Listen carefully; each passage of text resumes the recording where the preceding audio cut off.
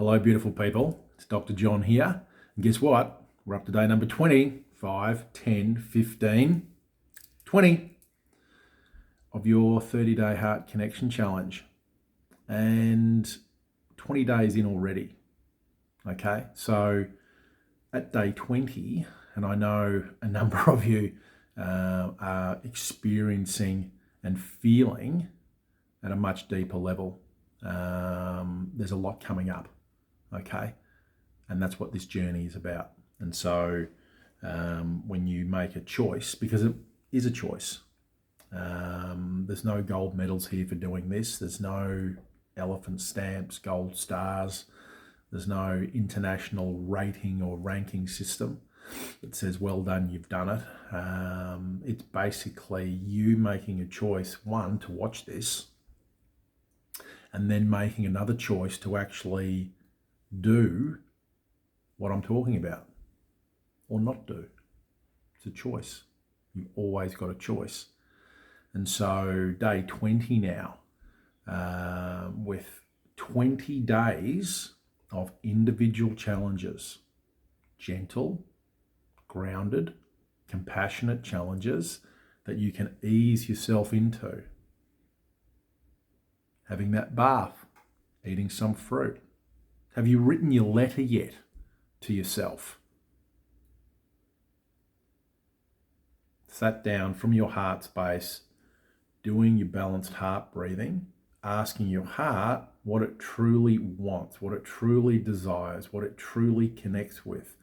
That's the language of your heart. They're the words, the trigger words, the key words to be using when you're talking to your heart. What does it want for you? What does it truly want? What does it truly desire? What does it truly connect with for you at a deep level?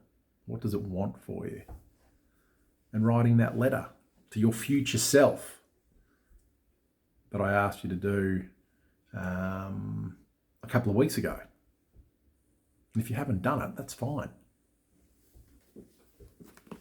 Journal as to why you haven't, and you can do it today. A future-paced letter in regards of where you're going to be at some point in the future. A month from now, 2 months from now. Where are you going to be this time in 2022? Assuming that every morning from today, what's the date? 30th of November. Assuming that you actually wake up every morning from now until the 30th of November 2022.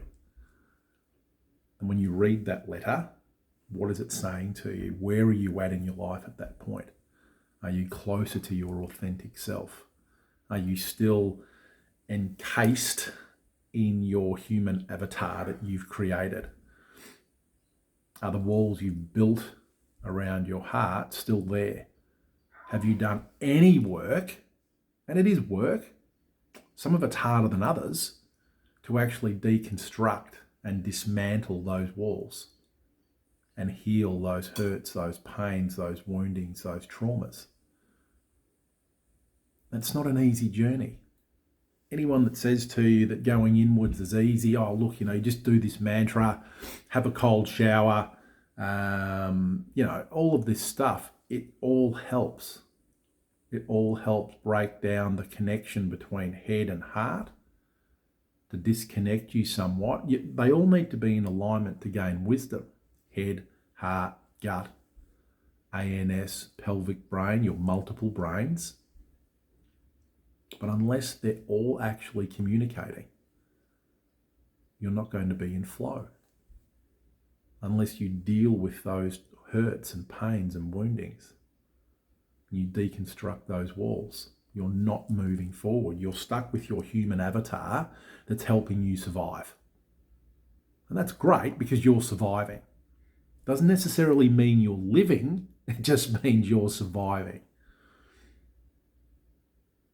So when was the last time you truly smiled and felt joy and did something for you? Just for you. And really felt it at a deep level, at a heart level. And didn't feel guilty about it. Because speaking to people, and journeying with people over the years, people find it hard to actually do things for themselves because they're always giving. Big-hearted, compassionate, which is beautiful, but there's no compassion for themselves. And that's why the journey is so difficult at times, because you have to actually step back and accept the fact that you are worthy. You're not broken either. People say, oh, look, I'm too broken. I can't be healed. It's like, you're not broken. You're not too far gone. You're never broken to start with. You convince yourself, and the human avatar that you create tells you that you're broken, that you're not worthy. And that's why the journey inwards is so important. Critically important. Because if you don't heal those woundings, those hurts, those pains, those traumas, it gets passed down generationally. Because your children, if you have kids, they inherit that because they learn from you. Don't be surprised when they have the same traits as you. They act and behave the same as you. Guess what? You taught them. But just like they've learnt it, you can unlearn it. You can create new habits, and that's what we're doing now. That's why it's so important. The healing journey of opening up your heart and establishing new boundaries. And people are saying, look, I'm having issues and difficulties now when I'm with certain people. And I've gone into a little bit of detail with them about what's happening in that journey and that process, is that they're not putting up with the bullshit. They're not putting up with a whole raft of control issues, domination issues,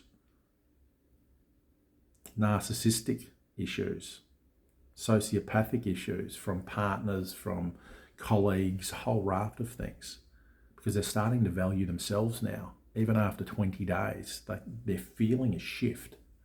They know there's something happening because they're actually starting to, when they're reading your I am statements, whatever that is for you, it starts to register because you are important all of a sudden. You always have been, by the way, but you're starting to believe it. And so when people treat you a particular way or say certain things, there's a jarring. Whereas before, the wall was there, it just absorbed it, and you just let it go over your head or whatever, you didn't hear it.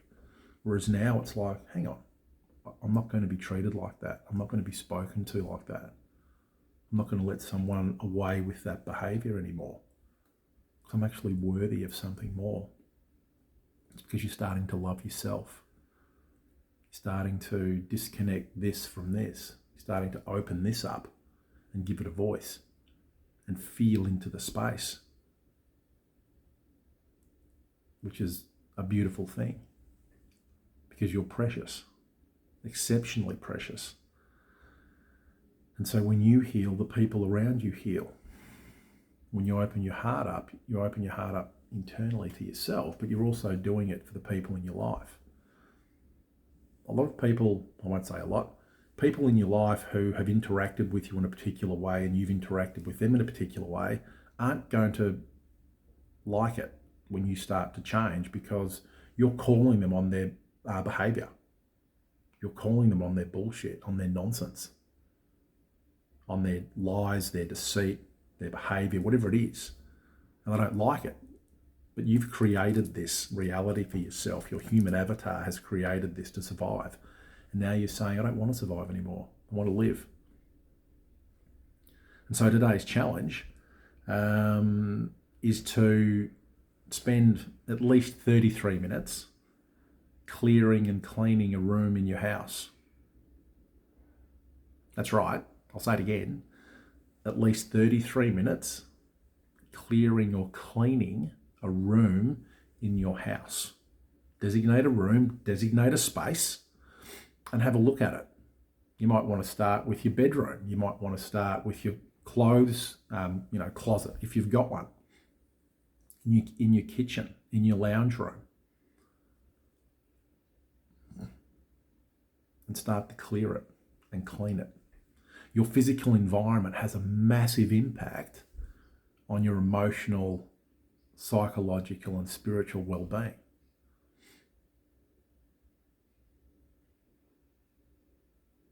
So what's coming up for you now when I say that, to clear it and clean it? I've had people in the past say, my house isn't dirty, where I live isn't dirty, why would I need to clean anything? I cleaned it last week. Okay. Why why the reaction? So again, beautiful breadcrumb if that was your reaction, to journal. It's not a slight in how you live or how how many dust collectors you've got. And I refer to a dust collector as an ornament or whatever it is. It's your life. But if you want to move from your human avatar to your authentic self, it's about accepting where you live as well. You might want to be your car, if you've got a car. Is it clean? Do you clean it regularly? Your clothes, doing a wardrobe audit. All of your shirts, your suits, your slacks, if you're, whatever you've got in there. When was the last time you actually wore the stuff in your wardrobe? Oh, I bought this for this special occasion, but I never used it. I've had that jacket for 15 years. I've only worn it once. Okay. So why aren't you wearing it? There are breadcrumbs everywhere for you. So when you clear a space, it opens up the energy. It clears the energy as well. So look at where you're at and say, okay, you don't have to get OCD with it. It has to be right for you, but look into that space and clear it and clean it. Start moving things around, changing the energy flows. Your physical environment is so important. Okay? And that's the challenge for today. Remember, these challenges, they're gentle, they're grounded, and they're compassionate. And they're helping you connect in with your heart space. And that's what this is all about. Okay? So enjoy your day. Don't forget your I ams. Read out your oath. Spend some time doing nothing. Eating your fruit. Acts of kindness. You know what they are. Start building them into what you're doing on a regular basis. Start building the habits. Okay? Keep up the good work. You're doing really well. And I'll see you tomorrow. Bye.